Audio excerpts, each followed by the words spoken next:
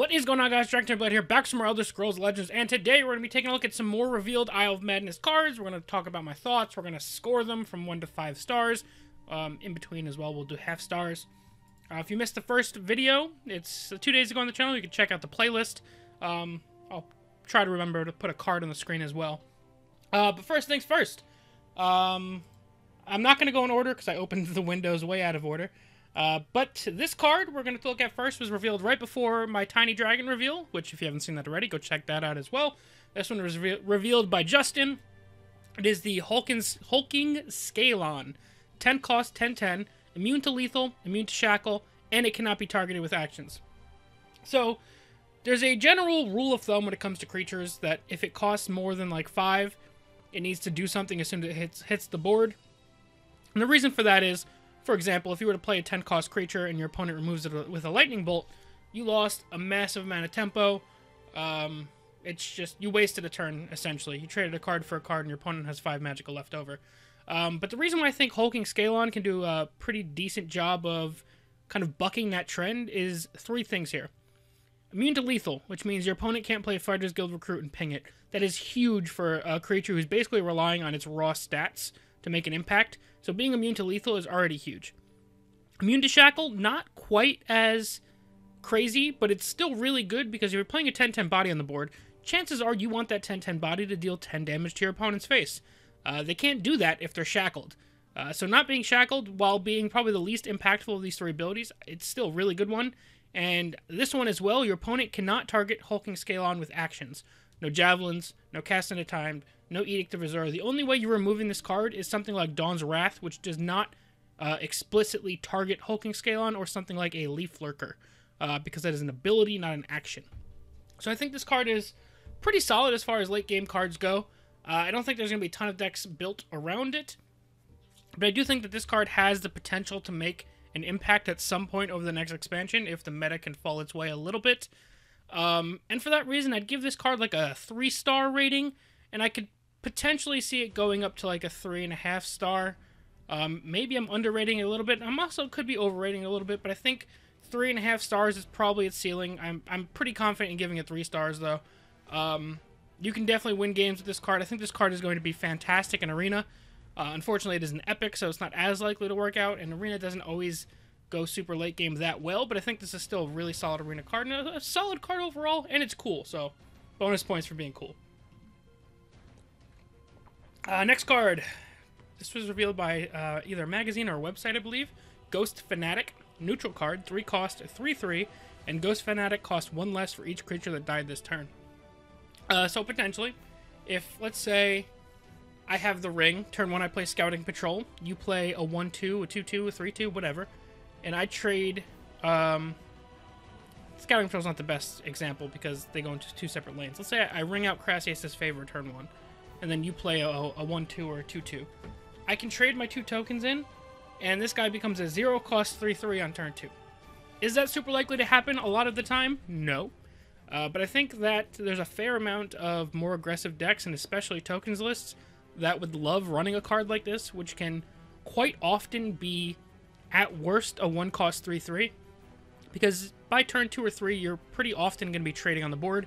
So even if I trade my 2/2 into your 2/2, I get to play, more than likely, if it's turn 3, this card for free and something else. And 3/3 on turn 2 or 3 is not something to shake a stick at.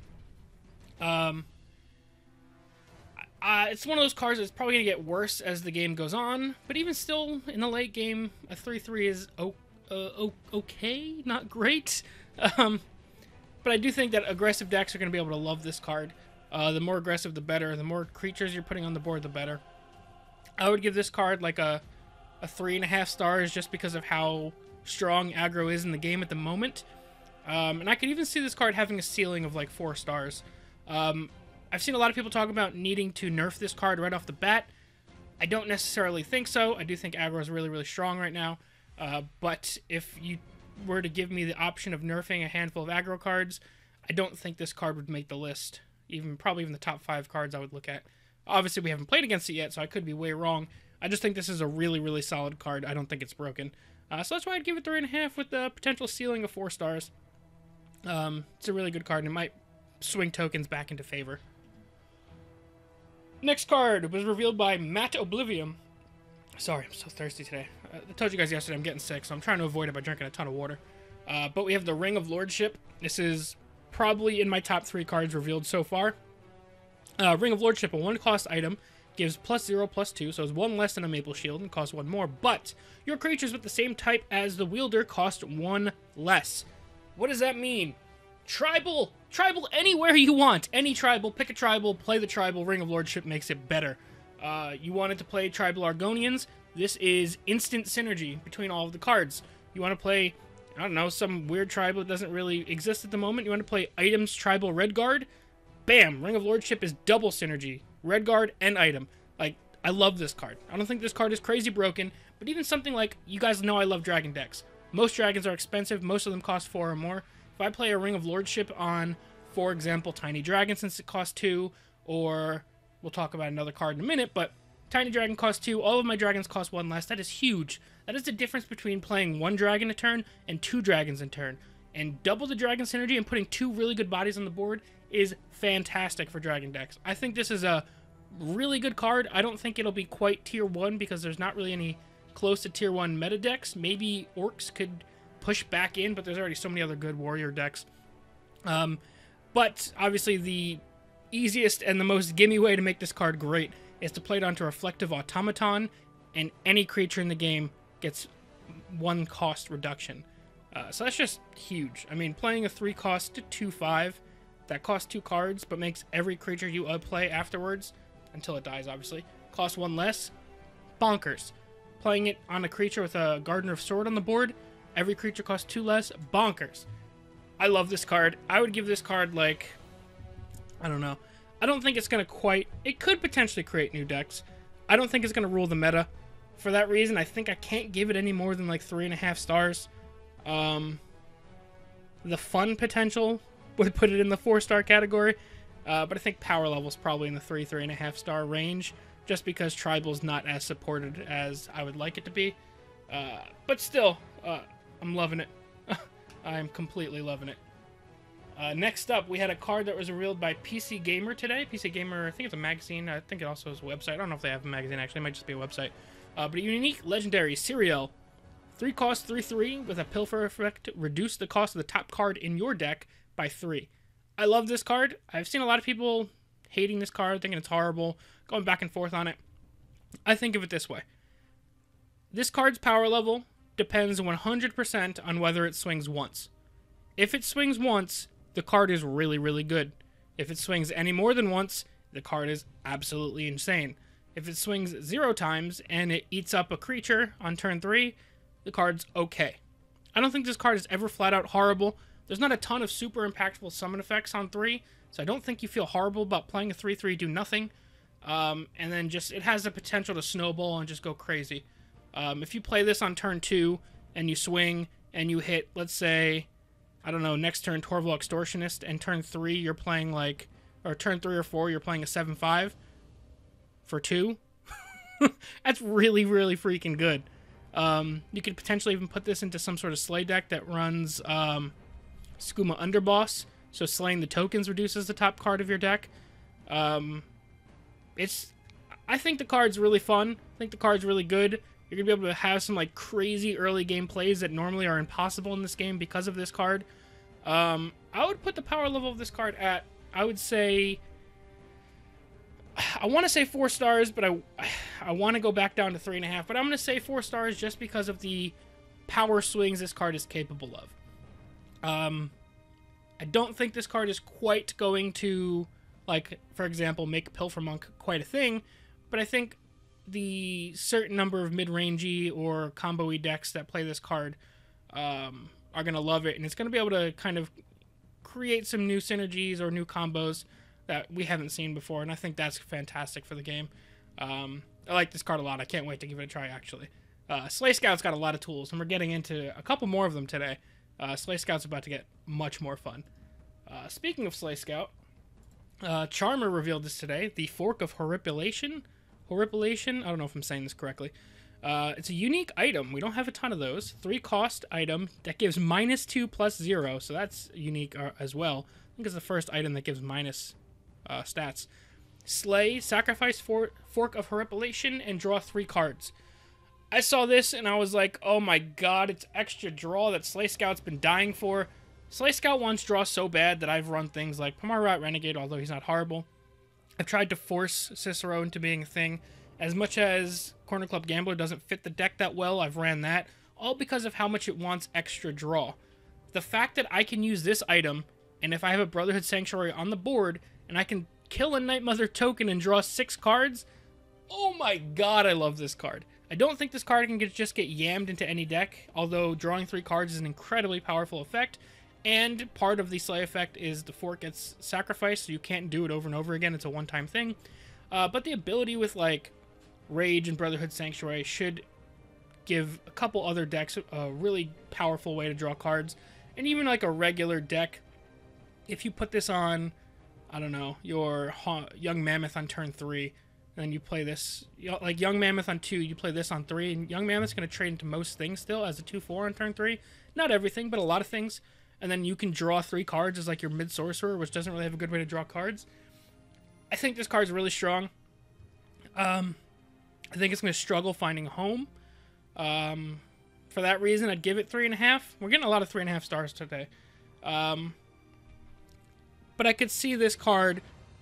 Actually, I feel more confident giving this card like a... No, I'm going to stay 3.5. If it wasn't unique, I would say this could be a 4-star plus card. But being that it's a unique item, you can't quite fully build your deck around it. It's just like a bonus extra draw. I think that caps it at 3.5 stars, but I would say the ceiling of this card is 4 stars.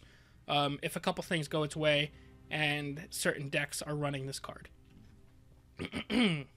Next up, this card's fun. I don't think it's that great, though.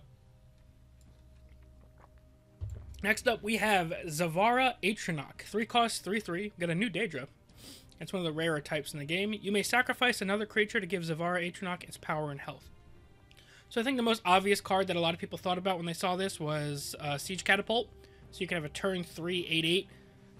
Other cards that are fantastic with this, I think Silverfuse mentioned Corrupted Shade after it loses its ward. I think that's a great use of this card.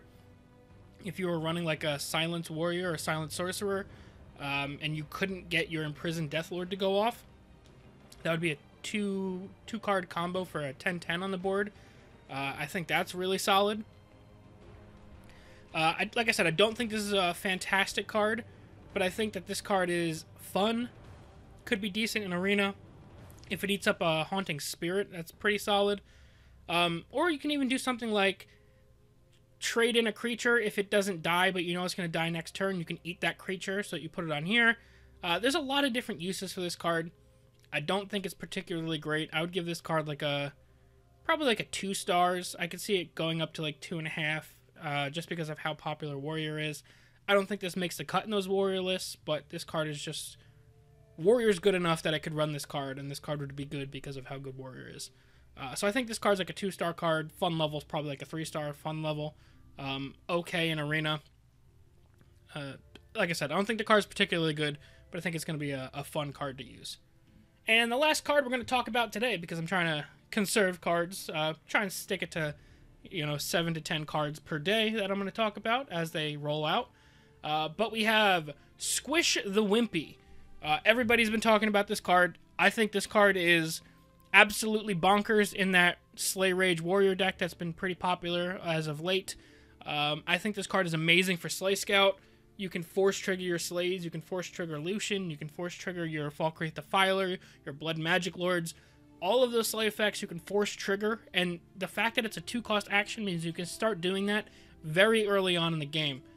I think this card is absolutely bonkers. I've seen people talk about, like, I would play this card at 3 cost. I would play this card at 4 cost.